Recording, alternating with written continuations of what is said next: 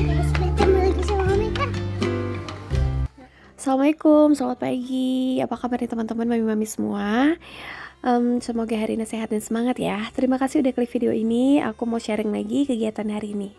Hari ini aku mau jalan sore. Nah ini aku bawa anak-anak karena sore ini tuh cuacanya cerah banget. Jadi enak buat ya cari udara segar di sore hari. Teman-teman, ketemu lagi sama Meka. Meka lagi ini teman-teman.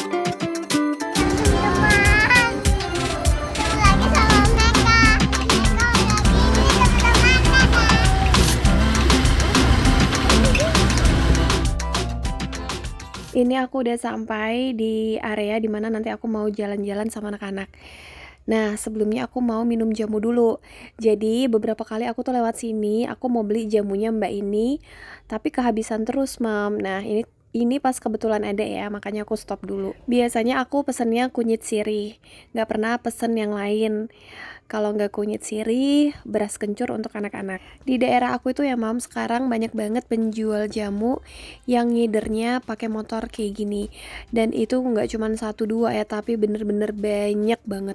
Beda sama dulu, kalau zaman dulu jamu tradisional itu kan pasti identik dengan jamu gendong. Aku tuh bisa dibilang ya Mam, jarang banget yang namanya minum jamu. Karena aku tuh kalau lihat jamu lewat, itu aku bukan yang gampang beli gitu orangnya. Jadi, aku tuh kalau udah langganan 2 sampai 3 penjual jamu, udah itu aja, selalu itu. Jarang gitu untuk ganti-ganti penjual yang lain. Kadang tuh aku nyari jamu langganan aku, tapi mbaknya juga suka ngilang gitu. Karena si mbaknya itu tuh ngidernya juga pakai motor. Jadi aku jarang ketemu. Karena gini ya, Mam, jamu itu kan kalau beda orang, beda tangan pastinya. Nah, kadang aku tuh ngerasa aku pernah nyobain jamu yang bukan langganan aku. Itu tuh rasanya kemanisan di aku. Jadi ya udah aku skip. Aku cari yang jamu biasa langganan gitu. Biasanya ya aku tuh pesennya kunyit sirih atau kunyit gitu ya. Terus nanti terakhirnya diminumin jahe. Aku nggak pernah sih cobain yang rasa lain gitu. Nggak tahu kalau untuk perempuan gitu biasanya apa sih, Mam, selain kunyit sirih? Karena aku tuh nggak pernah coba-coba selain taunya ya kunyit sirih atau enggak beras kencur. Itu kalau beras kencur aku minumnya waktu kecil ya. Kalau sekarang udah nggak pernah beras kencur. Jadi anak-anak tuh yang aku pesenin beras kencur. Ini juga tumben banget anak aku minta dibelikan jamu beras kencur. Biasanya itu susah ya kalau anak-anak ini minum jamu. Padahal jamu beras kencur ini bagus untuk anak-anak.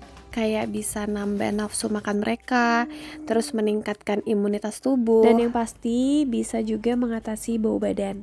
Karena pada kandungan jamu itu mengandung senyawa antibakteri dan antioksidan yang dapat membersihkan tubuh dari dalam. Biasanya anak laki-laki tuh, Mam, yang rentan berkeringat berlebih daripada anak perempuan. Mereka aktivitas outdoornya bukan main ya. Kayak misalnya main seharian di luar, main bola, lari-larian, kejar-kejaran. Jadi, ya mungkin untuk meminimalisir bau badan tadi, kita bisa rutinin anak-anak kita untuk minum jamu.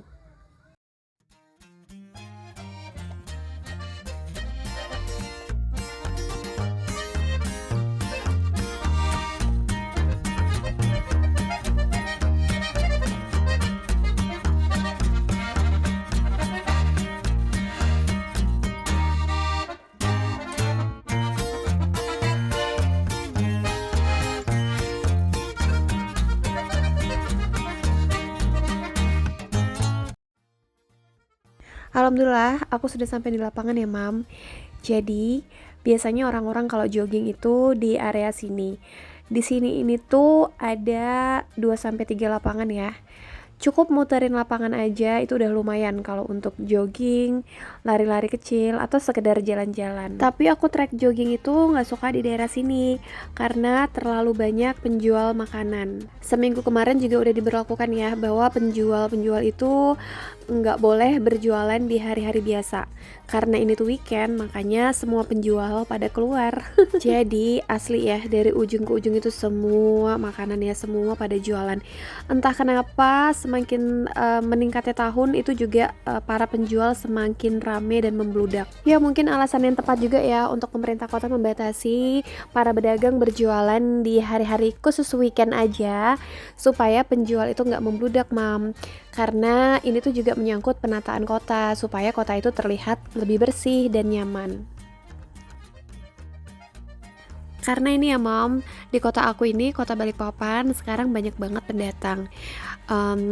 Beberapa warga dari daerah datang ke sini itu tujuannya untuk berdagang. Karena berdagang di sini ini tuh prospek ya untuk meningkatkan perekonomian. Nah, apalagi untuk orang-orang yang di daerah kota mana gitu ya, datang ke sini memang difokuskan untuk jualan.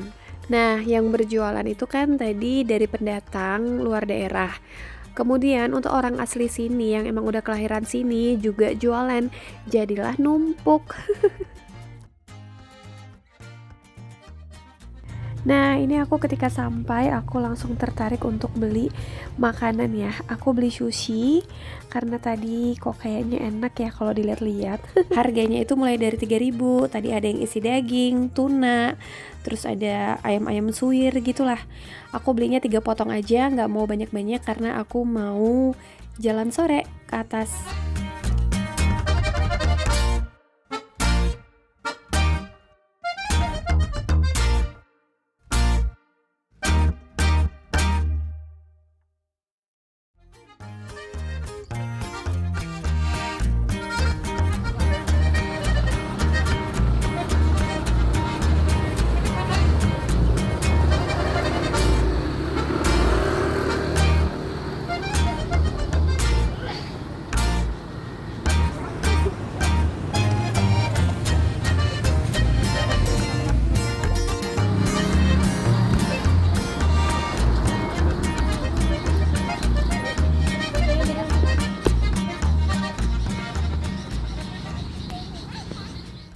Oke, sekarang aku lagi OTW ke atas. Jadi, ini tuh aku di area kawasan perumahan Pertamina. Nah, selain itu orang-orang juga bilangnya Gunung Dups ya. Kalau untuk Gunung Dupsnya sendiri, itu titiknya ada di atas. Nanti kita akan menuju ke atas. Kenapa dinamai Gunung Dups? Sebenarnya ada sejarahnya. Jadi dulu itu Jepang banyak membuat banyak gua di Balikpapan. Nah, yang mana gua itu tuh diperuntukkan untuk kebutuhan perang saat itu. Ya, saat itu mungkin sekitar tahun 1945. Nah, di mana Jepang bertempur dengan Belanda yang dibantu tentara sekutu untuk mempertahankan wilayah kota Balikpapan. Nah, gua-gua yang udah dibuat tadi itu difungsikan untuk persembunyian, kemudian menyimpan amunisi perang, dan pertemuan para pejabat atau panglima perang. Bahkan juga untuk menahan rakyat Indonesia. Nah, salah satu gua peninggalan Jepang tadi adalah Gua Volker yang letaknya di pertigaan kawasan Volker atau kompleks Pertamina Gunung Dups yang sekarang aku lagi lewatin ini. Untuk guanya aku nggak bisa nunjukin karena masih naik ke atas lagi. Aku di sini-sini aja di sekitar area sini yang masih rame lah ya Mam, karena aku bawa anak-anak juga. Kalau udah sampai ke gua itu artinya udah agak-agak horor dan mistis-mistis ya. Sebenarnya ini tuh baru seuprit ya Mam sejarah dari Gunung Dups itu sendiri. Masih banyak cerita-cerita yang horor, yang mistis-mistis itu ada di sini. Tapi kalau aku ceritakan semua, ini tuh durasinya nggak cukup ya Mam. Jadi untuk teman-teman mungkin yang dari luar daerah, kalau penasaran nih sama cerita mistis-mistisnya di Gunung Dups, bisa browsing sendiri di Google. Karena emang banyak banget ya cerita mistis dari area Gunung Dups ini. Bahkan cerita itu tuh emang udah ada sejak zaman dulu. Itu tuh asli, nggak hoax, jadi bener-bener kisah nyata. Jadi teman-teman dari luar daerah, coba deh browsing kisahnya Suster Maria, Jembatan Gantung, kemudian Rumah Pembantaian, dan masih banyak lagi. Termasuk gua-gua yang aku sebutin tadi di awal ya.